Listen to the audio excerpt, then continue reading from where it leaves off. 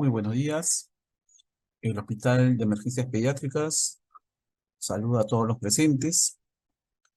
El día de hoy tenemos un tema muy importante.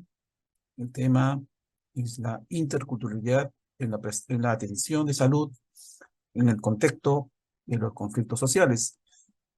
El motivo de esta presentación es que, como es conocido por todos nosotros, tenemos algunos conflictos sociales que se están originando en diferentes partes del Perú. Y con ello tenemos diferentes de prestación en salud. Entonces es necesario recordar algunos lineamientos en relación a la interculturalidad, relacionar, eh, recordar el rol que deben tener nuestros trabajadores, profesionales, técnicos del sector salud en el ámbito de la interculturalidad y en el ámbito de la prestación de salud propiamente dicho. Motivo por el cual, pues, es muy importante este tema de interculturalidad en la atención de salud. Tengan, una vez más, el saludo del Hospital de Emergencias Pediátricas a nombre de nuestro director, el doctor Tommy Villanueva Arequipeño, con el cual comenzamos esta presentación. El día de hoy tenemos un excelente ponente, un ponente de lujo. Tenemos al magíster Julio Mendiguren Fernández.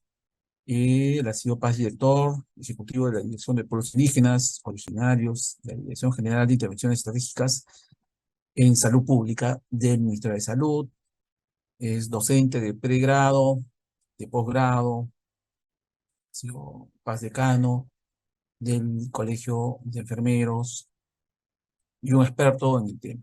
Tiene mucha experiencia en relación al trabajo con poblaciones indígenas, en relación a la interculturalidad, hay muchas experiencias en relación también al trabajo que se ha realizado con el tema COVID, ¿no? Directamente con esta población a la cual se ha llegado y ha habido trabajo en ese sentido, ¿no? Eh, Estimado Julio, eh, podemos probar el audio y la cámara. ¿Cómo está, estimado Julio? ¿Qué tal? Doctor Guamaní, ¿cómo está usted? Un ¿Cómo gusto está? ¿Qué tal? saludarlo. ¿Cómo me copia? Perfecto, se le copia bien el audio y también la imagen. Eh, Yo como estoy mencionaba, atento. Cuando usted indique, doctor, comenzamos. ¿Cómo está? Como mencionaba, tenemos hoy día el tema de interculturalidad en la atención de salud, en el contexto de los conflictos sociales. Este tema es relacionado, pues, a lo que estamos viviendo actualmente y es importante que nuestros trabajadores, profesionales, técnicos de salud, estén atentos y tengan todos los lineamientos y roles en este aspecto para brindar una buena prestación de salud a diferente población que ahora está, digamos, movilizándose, ¿no? Entonces, comencemos con la presentación. Muchas gracias por su ponencia. Bien, muchas gracias al Hospital de Emergencias por agradecer la invitación del doctor Tommy Villanueva y muy especialmente al doctor Es, Omaní por la organización de este conversatorio, de un breve diálogo para comprender un poco más y socializar sobre la interculturalidad. Voy a compartir con ustedes una presentación con los hermanos indígenas amazónicos. Ellos están asentados en 12 regiones del país, están mayoritariamente en Loreto. En Loreto hay 32 pueblos indígenas amazónicos. Tenemos en Ucayali 16 pueblos indígenas. Tenemos también Recording in progress. tenemos en Cajamarca, en la provincia de San Ignacio. Allí tenemos una comunidad nativa en el distrito San José de Lourdes. Tenemos también en Cusco, tenemos en Junín, en Pasco, tenemos en Huánuco, en Ayacucho, en Madre de Dios, en San Martín. Allí están nuestros hermanos indígenas amazónicos. Gracias a estos 55 pueblos indígenas, conservamos 48 lenguas originarias, que algunos de ellos pues corren el riesgo de ser extinguidas. Pero gracias a estos hermanos nuestros se preservan como parte de nuestra diversidad y parte de nuestro orgullo. Ahora, la población indígena no es, el número no es menor, porque de acuerdo al último censo, el 25% de los peruanos, es decir, 1 de cada 4 peruanos, se autoidentifica indígena u originario. Entonces, el sentido de pertenencia, su autoidentificación indígena alcanza al 25% de la población. De allí que es importante para nosotros, los trabajadores del sector salud, tener esto en cuenta, porque cuando tenemos un paciente que llega al hospital, viene una mamá con su bebé y solo habla su lengua originaria, es muy importante tener intérpretes, tener facilitadores o enlaces que nos ayuden a no solamente lo que hablan, sino que a veces lo que es más grave, muchas veces son muy tímidos, tienen mucho temor porque se encuentran con un mundo que es absolutamente distinto. En el mundo indígena amazónico, sobre todo, todo lo que tienen es la naturaleza en su entorno y tienen sus ríos y el cielo, el aire. Entonces ellos están acostumbrados a tener ese contexto, mientras que nosotros en la ciudad tenemos la radio, la televisión, los autos, los edificios y en los hospitales los equipos de última generación, y eso pues para nuestros hermanos indígenas amazónicos es absolutamente desconocido. Por eso es que cada vez que ellos llegan al hospital, experimentan es el miedo. El miedo es el principal problema cuando llega un hermano indígena amazónico. Y en este contexto que estamos viviendo y la invitación que se me había hecho era para hablar y comprender un poco la conflictividad, es porque en gran medida nuestros hermanos indígenas, tanto los que están en la parte andina como los que están en la parte amazónica, pues han venido esperando por décadas y décadas que mejoren sus condiciones de vida, que tengan pues agua, que tengan saneamiento, que tengan electricidad, que tengan caminos, carreteras, puentes, conectividad, por ejemplo, que tengan internet. Es verdad que algunos, sobre todo en la región andina, han avanzado un poco, pero en la región amazónica mayoritariamente no ha llegado aún ese nivel de avance. Entonces vienen acumulando muchos años de postergación. Ellos piden, demandan una atención, esa respuesta del Estado o no ha llegado, o ha llegado tardíamente, o ha llegado de manera insuficiente. En el caso de salud es muy clamoroso. Por ejemplo, para la región amazónica tenemos 951 establecimientos de salud del primer nivel, es decir, los niveles de 1.1, 1.2. Pero de esos, casi 600 establecimientos son del nivel 1.1, es decir, donde solo van a encontrar un técnico de enfermería o un técnico sanitario, que además no va a poder tener toda la capacidad de resolver un problema, por ejemplo, un parto complicado, o si un niño tiene una neumonía. Y entonces ellos a lo que tienen acceso es al sabio de la comunidad, al curandero de la comunidad, al huesero o al brujo de la comunidad.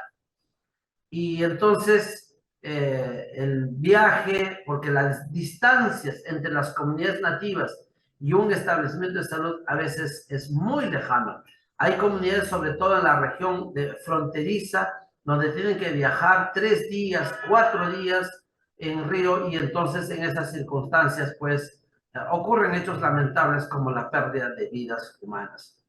Durante la pandemia, esto se ha puesto en evidencia, sobre todo la precariedad de nuestro sistema. teníamos estos 951 establecimientos de salud sin equipamiento, sin recursos humanos, sin insumos.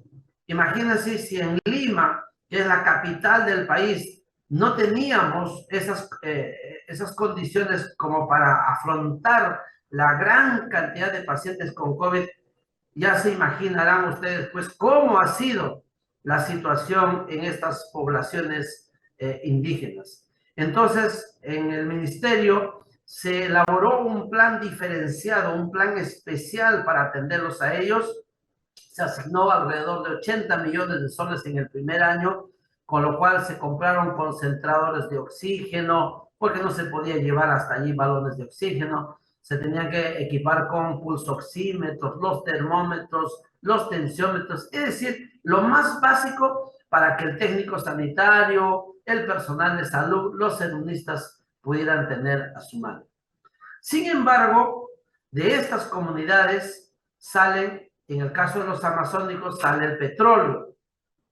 En el caso de la región andina, pues existe la minería, sale el oro, el cobre, y por eso la gran mayoría de los conflictos sociales en los pueblos indígenas principalmente es por esta desigualdad que existe, porque mientras ocurre que circulan alrededor de ellos camionetas de campamentos exclusivos y especiales para unos trabajadores y unos compañeros peruanos, para ellos la situación sigue sin variar.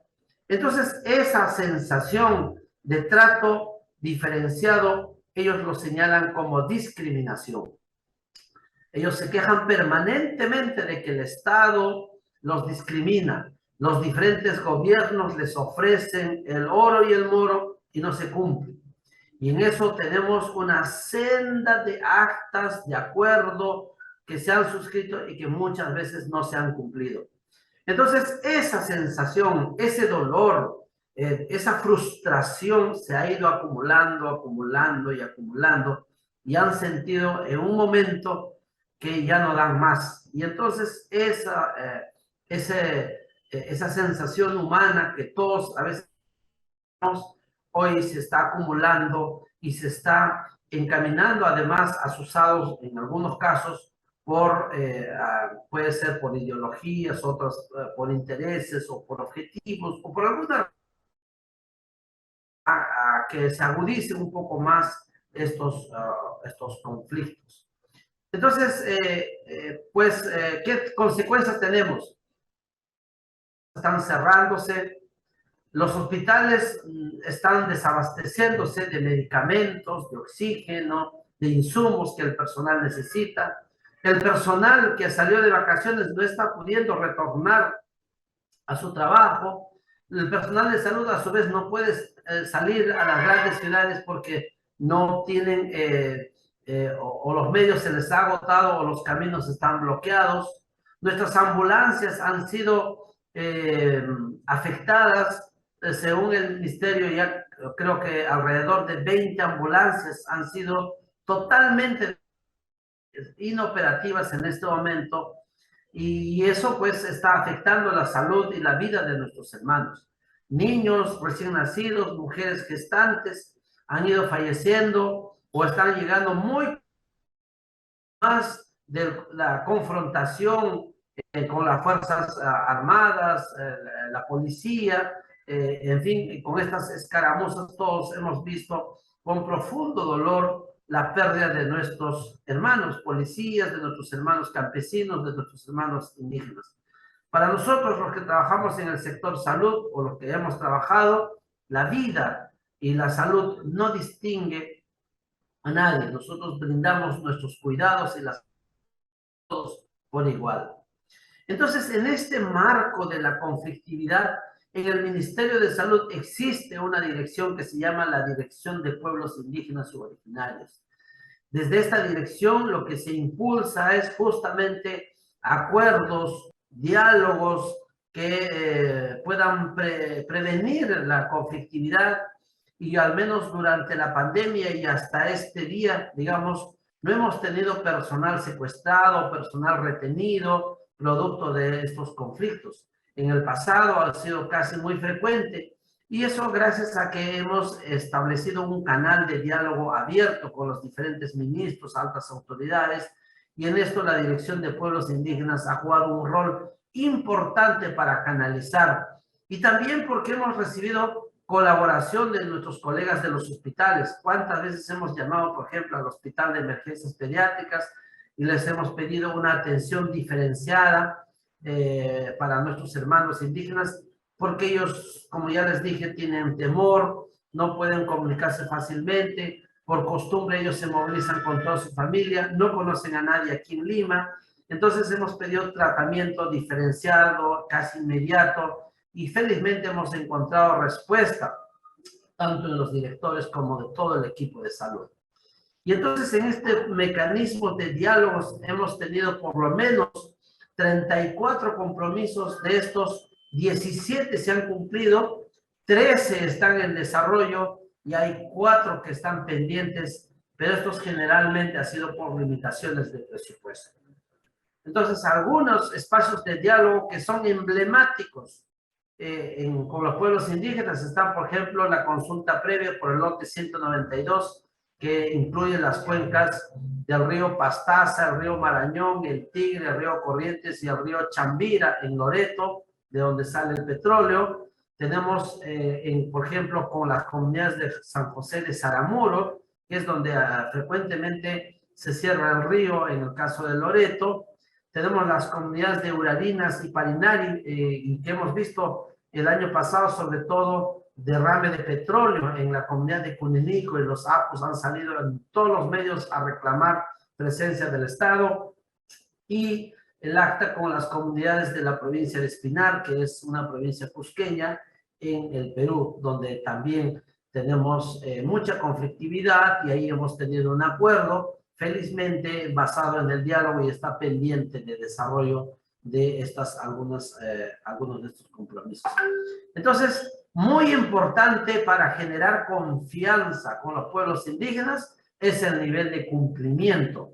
Y también en el caso que están pendientes, informar, comunicar a los pueblos indígenas para que no se pierda la confianza. A ellos les importa, les interesa mucho que permanentemente se les esté informando.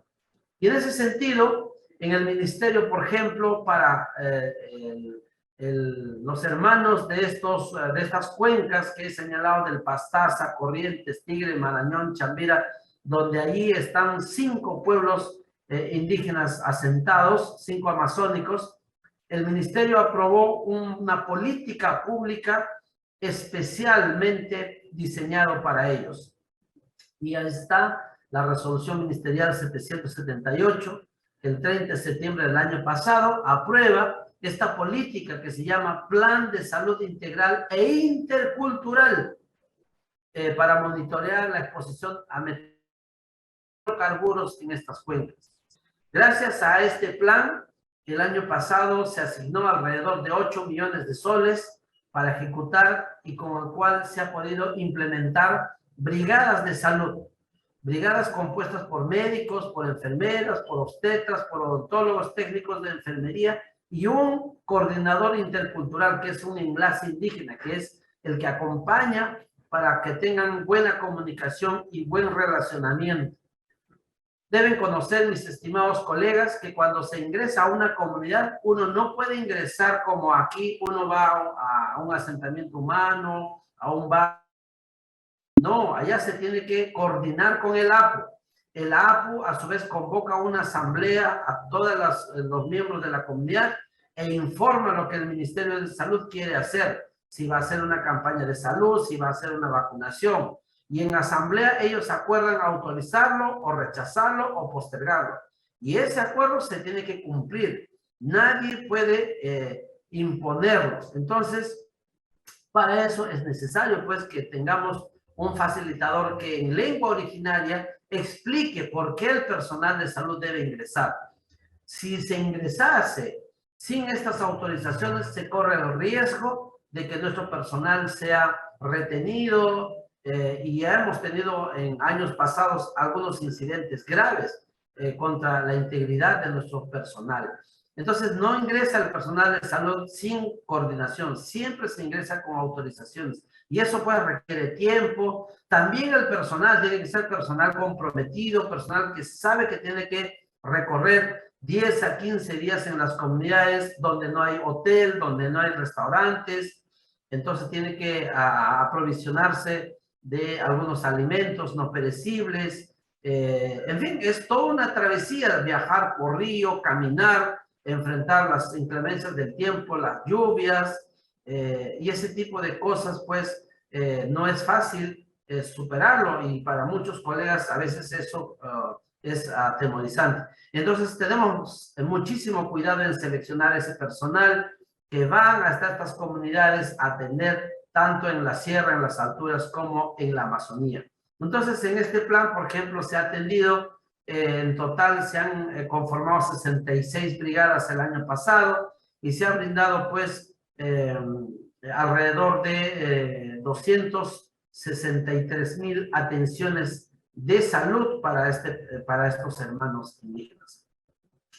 También en el contexto de la pandemia, cada año se ha ido elaborando una política diferenciada, principalmente para brindar soporte con movilidad, con alimentación para el personal, para el perifoneo sobre las medidas preventivas de COVID, pero también para el uso de las mascarillas, el uso de los antisépticos, el lavado de manos y la vacunación contra la COVID.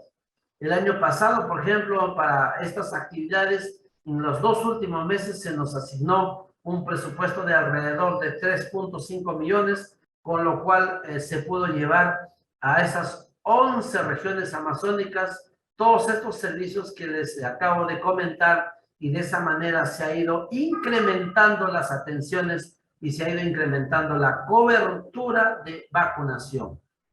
Otro asunto para nosotros es la calificación y la adecuación de los servicios de salud con pertinencia cultural.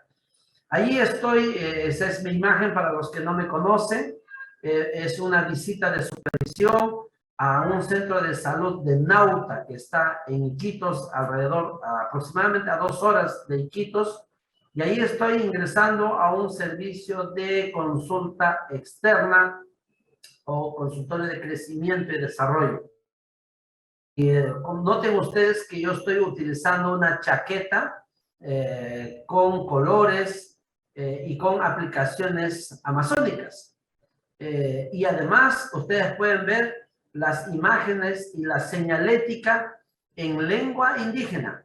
Allí tenemos también, y bueno, ya no se muestra en el consultorio por dentro, pero la decoración, el uso de los muñecos, los colores, todos los elementos para el test, por ejemplo, de desarrollo psicomotor, tienen colores, animaciones, y que son absolutamente pertinentes de acuerdo a la cultura. Y entonces promovemos esto porque genera confianza, además porque mayor población accede a los servicios de salud. También están, por ejemplo, las salas de parto para implementar el parto vertical, es la implementación de los biohuertos, porque a los pueblos indígenas, para ellos, su expectativa es que debe haber su biohuerto, que tengan ahí sus plantas medicinales, que tengan pues un ambiente de hospedaje, de recepción para ellos, porque, por ejemplo, cuando hay un parto, no solamente va la gestante, sino también va el esposo y a veces sus hijos. O sea, ellos se movilizan siempre en comunidad. Mientras que nosotros somos más individualistas, ellos son más gregarios, más comunitarios. Entonces, sabiendo estas características, el Ministerio de Salud aprobó una directiva administrativa, la 261, para que los establecimientos de salud se adecúen según los usos y costumbres de los pueblos indígenas, promuevan la participación de la comunidad de sus apos en las decisiones, en su planificación, en la coordinación de las acciones de salud. Se capacita al personal de salud en interculturalidad, se invita a los apos, los jefes de comunidad, para que ellos les digan cómo deben convivir con la comunidad. Por ejemplo, en el caso nuestro, es muy común las manifestaciones de afecto entre las parejas. En la comunidad para ellos es un faltamiento al respeto, por ejemplo, que nos estemos dando besos en la boca, que estemos abrazados, acurrucados. Para nosotros, digamos, es muy común en la ciudad, pero en los pueblos indígenas todo y parecerlos incluso hasta gestos obscenos. Entonces, incluso los gestos, los palmazos en los hombros. Hay juicios, por ejemplo, que conozco entre el personal de salud que ha sido violentado por la comunidad por mala interpretación de los gestos que hacemos. De ahí la importancia que cuando uno trabaja con los pueblos indígenas, tiene que saber cómo se comportan ellos, cómo son sus costumbres y adecuarnos de acuerdo a sus costumbres porque estamos en su territorio. Para ellos nada es más importante que su territorio. Mientras que nosotros aquí tenemos nuestro territorio, que es nuestra casa, inscrito en los registros públicos, para ellos todos los bosques, y es además de todos ellos. Entonces, la propiedad es más comunal. Y de ahí la importancia que el personal de salud sea capacitado, los ceremonistas, los profesionales jóvenes, en fin, siempre son capacitados por los allí en los mismos establecimientos de salud. Se tiene que valorar y se incorpora, por ejemplo, el sistema de salud indígena o el sistema de salud tradicional, el parto vertical. Ya es una costumbre y es una tradición ya casi en todo el territorio nacional que es una ganancia en nuestro sistema de salud y que gracias a eso se ha podido reducir la mortalidad materna. Todavía hay mucho por hacer, pero digamos es un avance. Pero también los diálogos interculturales, que es un espacio de entendimiento, de respeto, de valoración sobre lo que ellos saben, sobre lo que ellos conocen, que se incorporen, por ejemplo, culturales, que se incorpore, por ejemplo, el uso de las plantas, de las hierbas que ellos conocen ancestralmente, no descartarlas, sino por el contrario, incorporarlo con el conocimiento occidental que nosotros tenemos. Y naturalmente, asegurar equipos, insumos y personal calificado para que puedan atender. Entonces, esta directiva tiene 4 componentes, 26 criterios, que esos se están implementando y ya tenemos a la fecha 29 establecimientos de salud que han cumplido este requisito y cada vez está creciendo. Empezó tímidamente con 2 en el 2019, en el 21 ya eran 9, el 20 casi no se ha hecho nada por la pandemia y en el año pasado 18 establecimientos de salud calificaron con este sello de pertinencia cultural. Es nada, ¿no? Pero es el comienzo, por eso le decía que todavía en salud intercultural nosotros estamos en una etapa incipiente. Bueno, aquí están cómo se ha ido evolucionando las atenciones para la población indígena, se ha ido incrementando de manera sostenida, se ha crecido pues en un 37% respecto al año 21 y eso solo hasta el mes de octubre. Seguramente las estadísticas al cierre del año, esto va a reflejar. Y esto es porque cada vez en el Ministerio de Salud se es más sensible y se es más empático con estas poblaciones minoritarias y extremadamente vulnerables. Por otro lado, quería comentarles también la importancia de la promoción de la vacunación y de la vacunación en sí misma en los pueblos indígenas. Yo quiero destacar solo esto como un gran logro para el ministerio, que con la primera dosis, 84% de la población indígena amazónica ha recibido ya su primera dosis, 69% su segunda dosis, la tercera dosis que estaba estancado en 8%, ha trepado hasta un 41%, y en la cuarta dosis sí todavía está pues en una etapa inicial del 8%.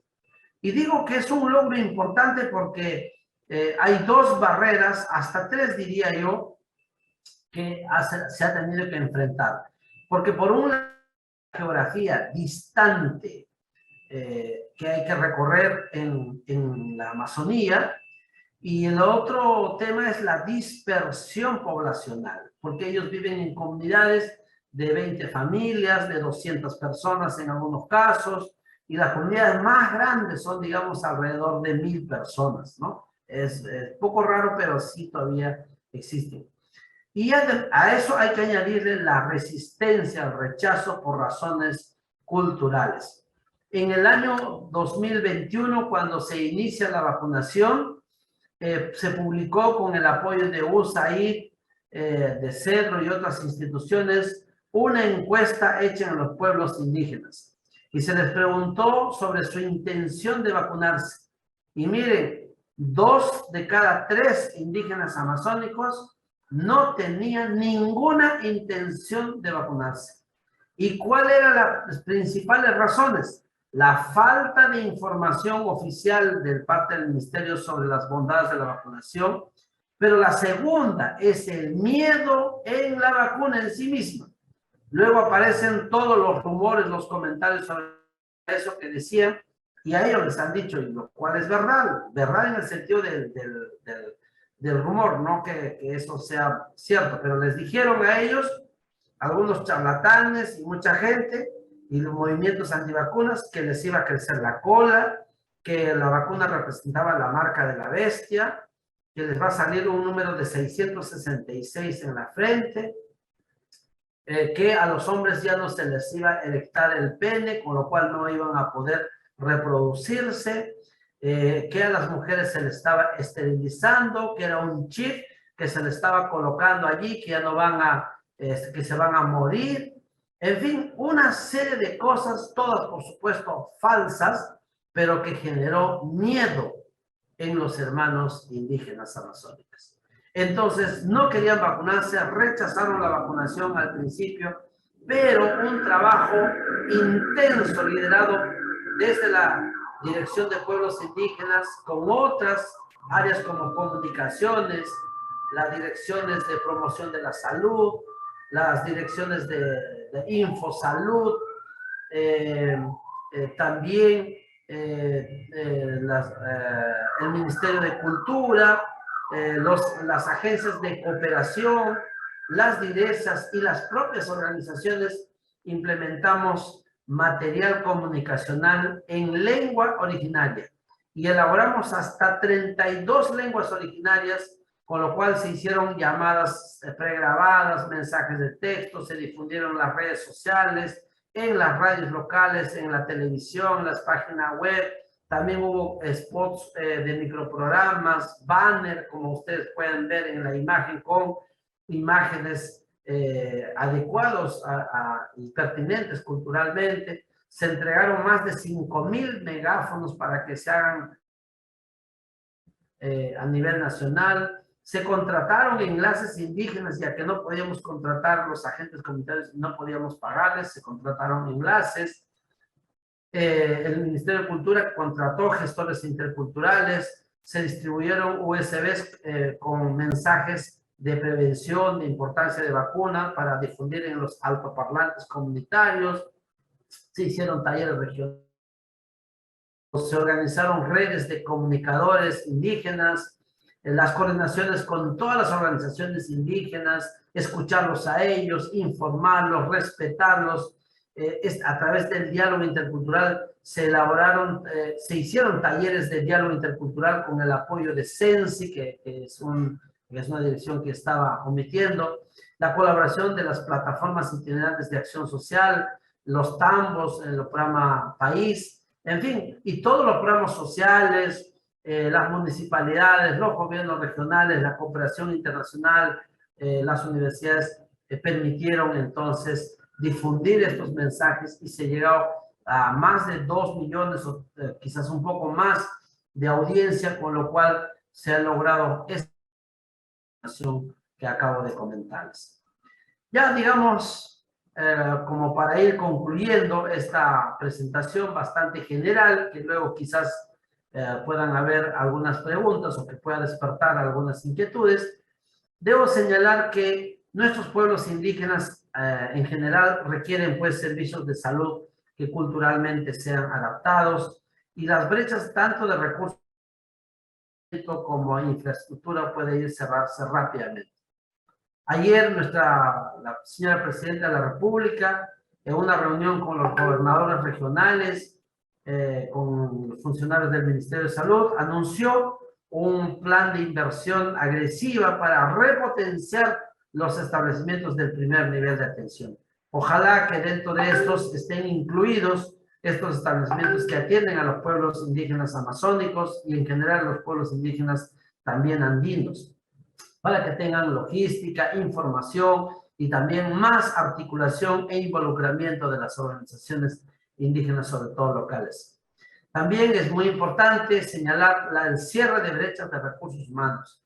En territorio indígena solo se tiene, como les señalé, a veces el equipo básico, que es un técnico, un profesional de la salud, a veces sin médico, en algunos de los casos hay médicos, pero que es importante incorporando promotores de salud, agentes comunitarios, equiparlos y capacitarlos.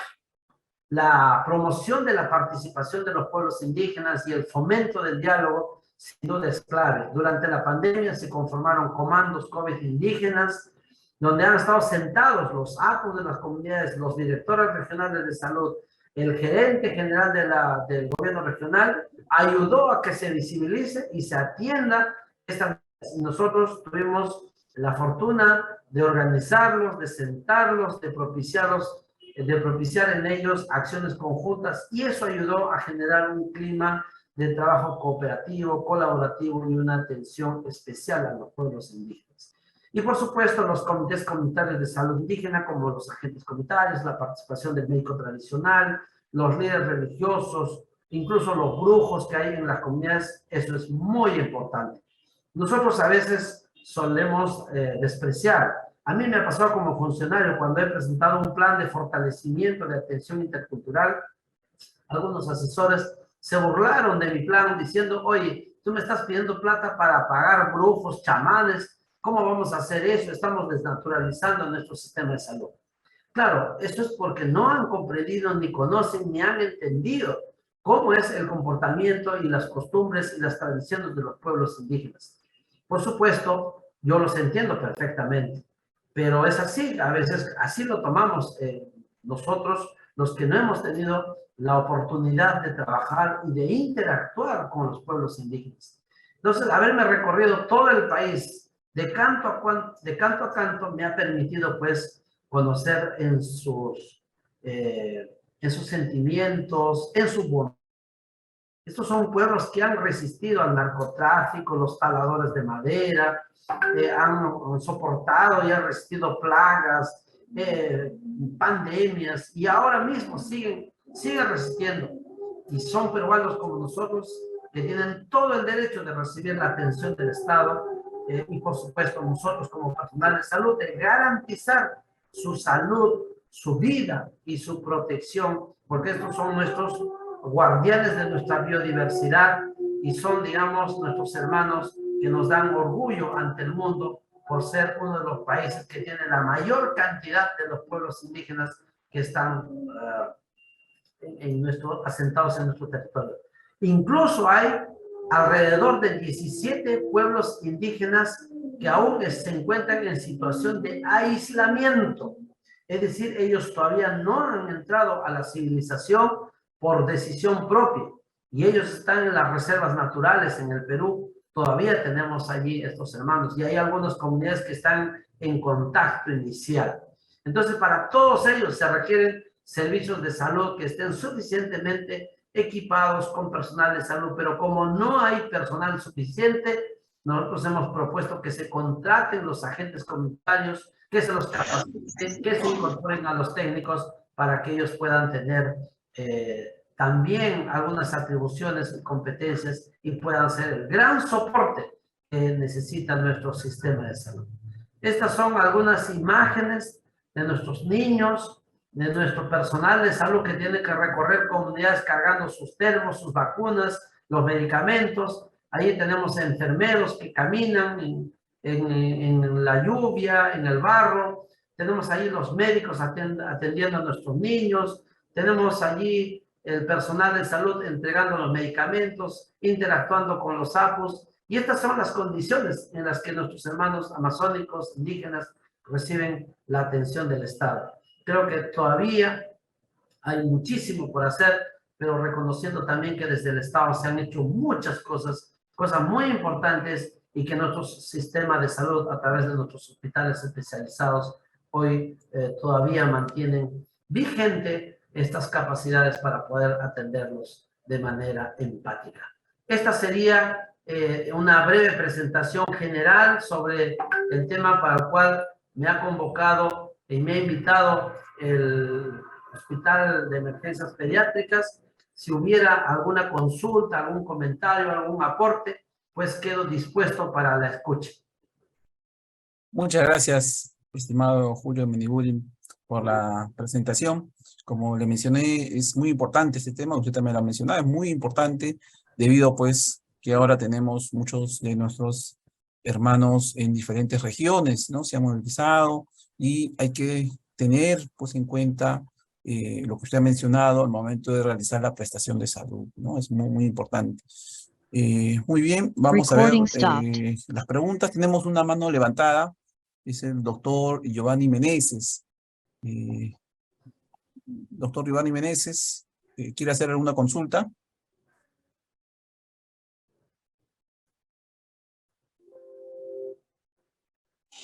Buenos días, ¿cómo está?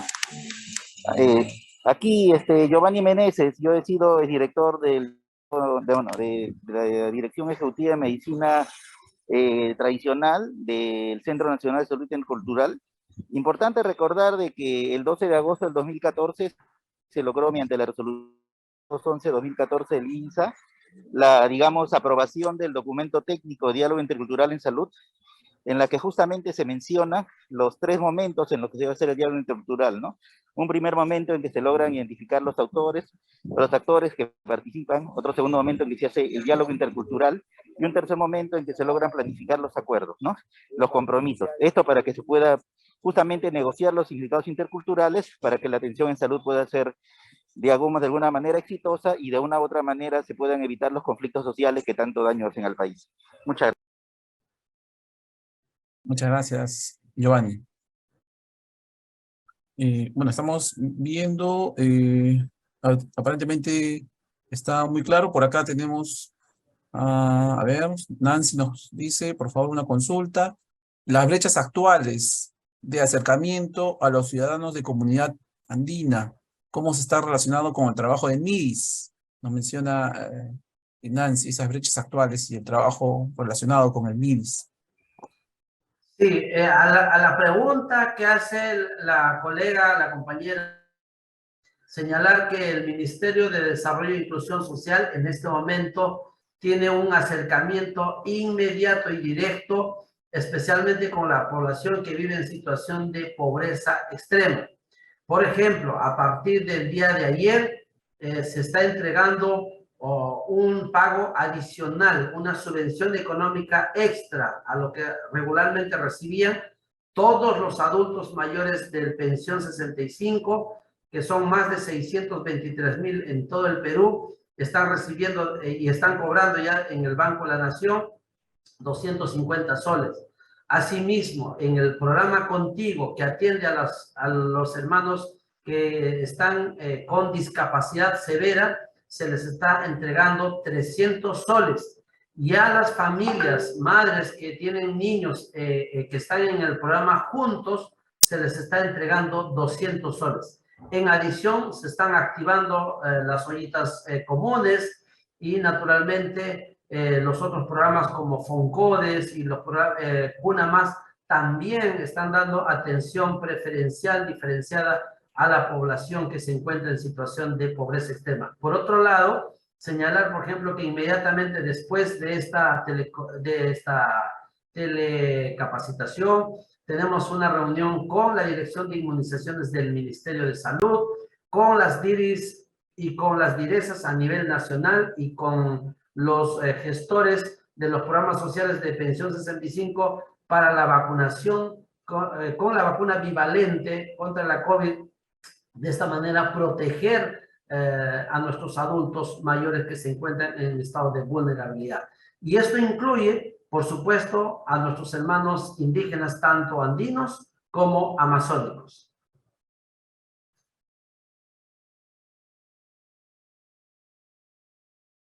Veo la mano alzada de Cidanelia. Adelante, Cidanelia, porque creo que la imagen del doctor Wamani se ha quedado congelado.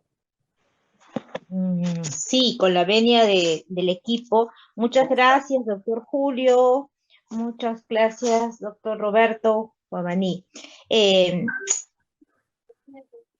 Quería preguntarle, ¿cómo están ustedes evaluando la calidad de sus procesos de articulación y de trabajo con pertinencia cultural en sus servicios de salud y en sus actividades extramurales? O sea, indicadores que estén trabajando, que estén evaluando para realmente monitorear estos procesos, ¿no? Ello a la luz de algunos informes que informaron que hay muchas brechas aún, ¿no?, que cumplir. Gracias. Sí, efectivamente, lo que usted ha señalado es muy importante, el nivel de coordinación local, territorial y la articulación. Nosotros siempre hemos dicho que la articulación no es voluntaria, es responsabilidad de todos los sectores. Por ejemplo, cuando una brigada de salud ingresa a una comunidad nativa, generalmente se invita, por ejemplo, a los colegas de RENIEC para que ellos puedan atender con la emisión de documento nacional de identidad, porque en estas comunidades tenemos muchísimos hermanos que no tienen acceso a la identidad. Es un derecho civil muy importante. Invitamos que los operadores de los programas sociales pueden ingresar, a veces también el personal del Ministerio de Cultura. Nos ha tocado también coordinar con los colegas del Ministerio de Agricultura de un proyecto de titulación de tierras. En fin, o también van nuestros colegas del Seguro Integral de Salud, del SIS, para que puedan afiliarlos y de esta forma ellos puedan tener acceso a servicios de salud financiados íntegramente. Y nuestros hermanos no siempre son conocedores, pero también se coordina con el gobierno local, con las propias organizaciones indígenas. Nos ha servido mucho, por ejemplo, para ingresar a la comunidad de Parijaro, que está en Selva Central, donde tenemos una población en situación de contacto inicial. Para ingresar a esa comunidad hemos coordinado con ARPI, que es la organización de Selva Central, pero también con la red de salud, el gobierno regional, Ministerio de Cultura, y eso ha servido para respuestas integrales. A su vez, Caliwarma, con alimentos, en fin, con el ejército o el comando conjunto que pone el helicóptero. Entonces, atender a nuestros hermanos en frontera, en comunidades muy alejadas, sin duda requiere ese nivel de articulación que, como digo, es una obligación, no es voluntario, mientras que el apoyo sí es voluntario. Entonces, se hace, y la coordinación en el nivel territorial. Sin esos elementos funciona. De ahí que, digamos, como determinante, como un trazador que se ha establecido ya en el ministerio, por lo que el uso de la variable de pertenencia étnica por parte del personal de salud en todos los registros académicos, la proporción de hermanos indígenas que usen el Seguro Integral de Salud, que estén cubiertos por el Seguro Integral de Salud, y la calificación de establecimiento de salud con pertenencia cultural, donde están estos elementos que hemos señalado, como el diálogo intercultural, el uso de la medicina tradicional, que ha señalado, por ejemplo, el doctor Meneses en su participación. Muchas gracias, estimado Julio. Y ya para finalizar, acá tenemos una última pregunta. Nos dice Raquel, que también es del Hospital de Emergencias Pediátricas. Dice, ¿existe alguna manera de conseguir la ayuda de venga algún paciente originario, ya sea de la Amazonía, de algún lugar, y requiera, pues, traductores? ¿Tienes alguna información sobre ello? Perdóname, me distraje un momentito en la última. Nos menciona él sí existe la posibilidad de conseguir, de tener el apoyo de traductores para, de repente, algún poblador que venga con una lengua nativa. Sí, colegas del hospital, el Ministerio de Cultura tiene un organismo que se llama CITE. El CITE es una central de interpretación.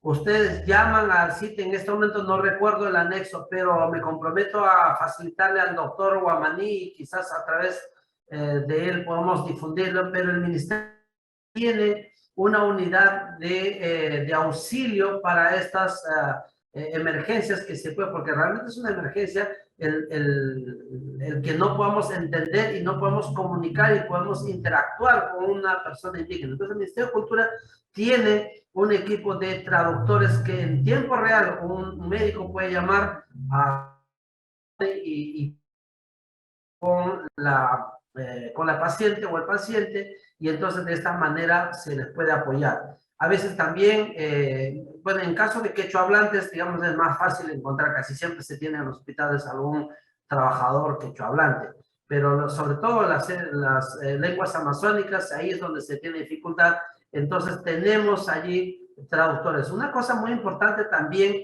que nuestros colegas de InfoSalud, tienen ahora un personal y tienen un equipo y un servicio que está brindando información, no solo para población mestiza, para población de zona urbana, sino también en aymara, en quechua, y hay en algunas lenguas originarias que están avanzando. También pueden apoyarnos nuestros. Así que el Ministerio de Cultura sí, allí tenemos que es gratuito, es un servicio público que puede ayudarnos muchísimo para cualquier emergencia que tengamos sobre la interpretación o necesidad de interacción.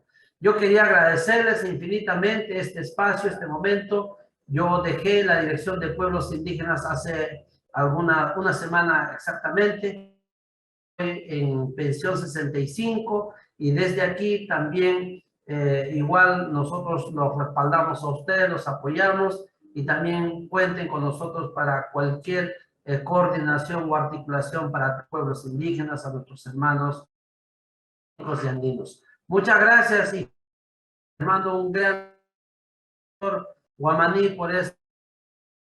Muy buenos días. Muchas gracias, estimado Julio. Sabemos que tienes una vida con el ministro.